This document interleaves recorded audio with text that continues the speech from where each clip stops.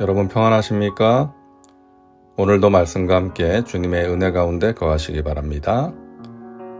오늘 말씀은 예레미야 13장 15절부터 27절입니다.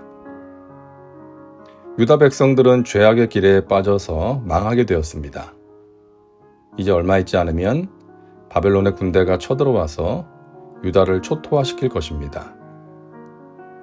오늘 본문을 보면 하나님께서는 예레미야 선지자를 통해서 아주 다급하고 진지하게 그날이 오기 전에 돌이키라고 말씀하십니다. 지금이야말로 그들이 돌이킬 수 있는 마지막 기회라는 것이죠. 하나님께서는 자신의 백성들을 사랑하셔서 다시 한번 기회를 주시는 것입니다. 하지만 유다 백성들은 그 기회를 결국 놓침으로써 멸망당하게 됩니다. 너희는 들을지어다, 귀를 기울일지어다, 교만하지 말지어다. 야훼께서 말씀하셨습니다.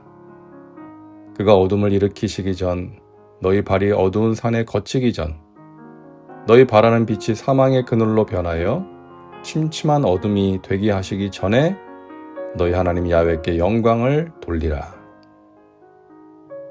하나님께서는 예레미야를 통해 심각하게 말씀하십니다. 죄악 가운데 빠져있는 백성들이여, 내 말을 들어라. 제발 귀를 기울여라. 교만하여 내 말을 가볍게 여기지 말아라. 말씀하십니다. 유다 백성들은 교만했습니다.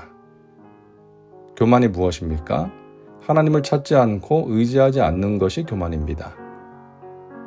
하나님의 말씀을 듣지 않는 것이 교만이죠. 머지않아 그들은 어둠 속에 들어가게 될 것입니다. 그들이 바라는 빛, 그러니까 세상 나라들이 누리는 행복을 말하는 것이죠.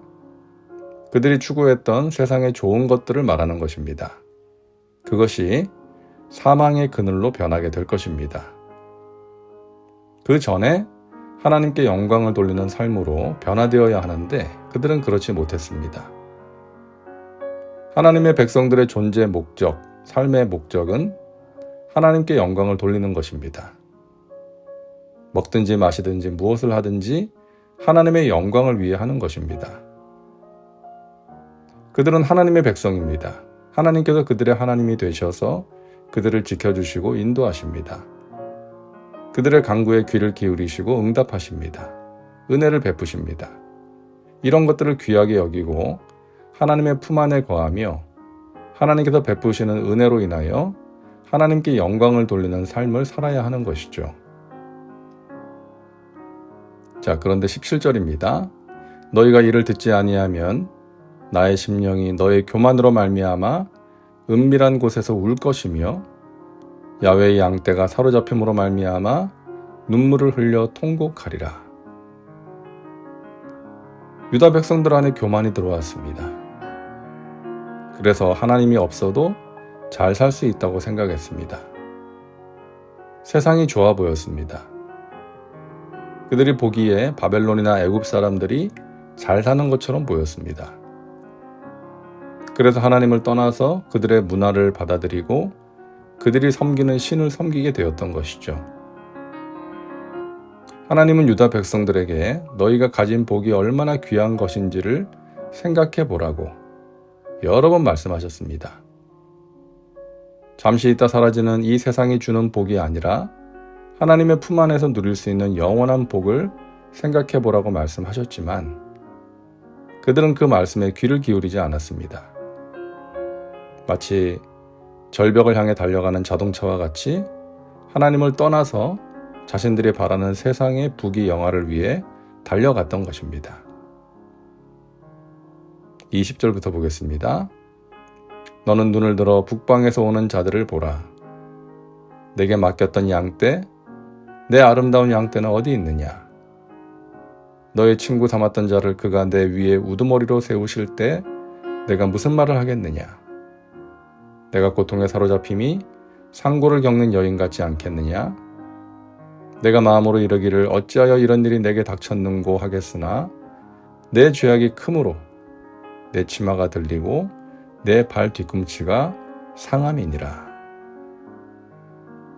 여기서 북방에서 오는 자들은 유다를 치러 오는 바벨론 사람들을 말합니다. 유다 백성들은 바벨론을 부러워했습니다. 그들처럼 살고 싶어 했습니다.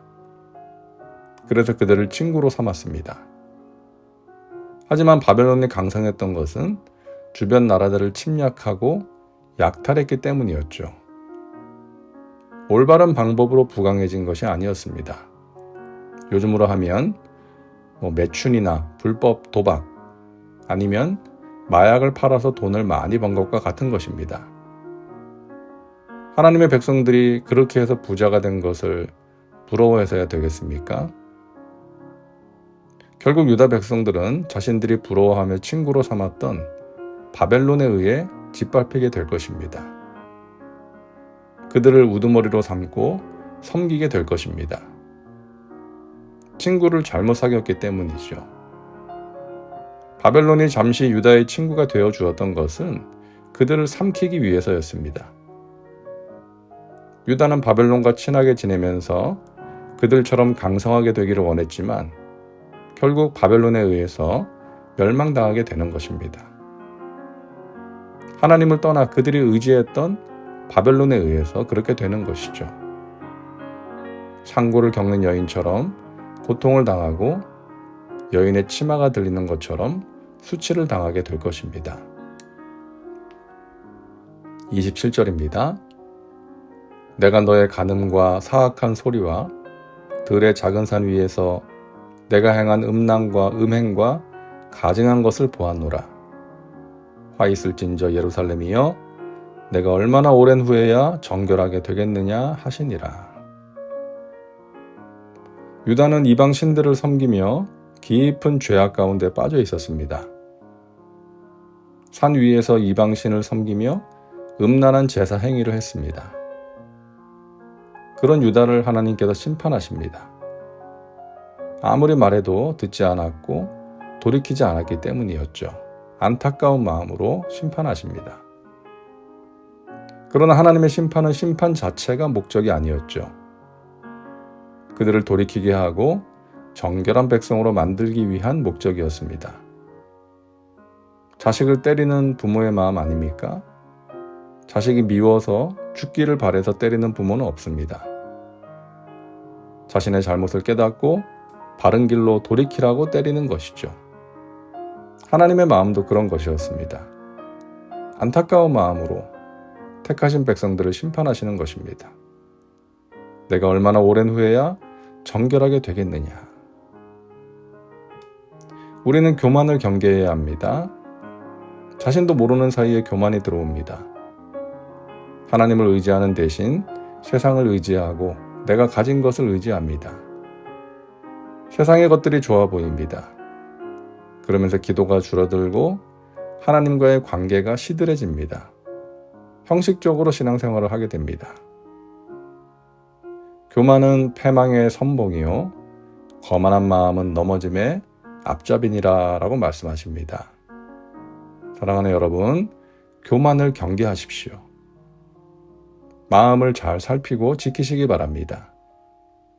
겸손한 마음으로 하나님을 의지하고 하나님의 은혜를 사모하며 살아가시기를 바랍니다. 기도합니다. 사랑과 은혜가 풍성하신 하나님, 오늘도 말씀과 함께 살게 하시니 감사합니다. 하나님의 품 안에서 하나님이 베푸시는 은혜를 누리며 살 수 있다는 것이 이 세상 그 무엇과 비교할 수 없는 큰 복이라는 것을 잊지 말게 하옵소서. 교만하여 넘어지지 말게 하시고 늘 겸손함으로 하나님을 가까이 하고 하나님의 말씀에 귀를 기울이는 복된 삶을 살게 하옵소서. 예수님의 이름으로 기도하옵나이다. 아멘. 오늘도 말씀과 함께 은혜 가운데 거하시기 바랍니다. 여러분 사랑하고 축복합니다.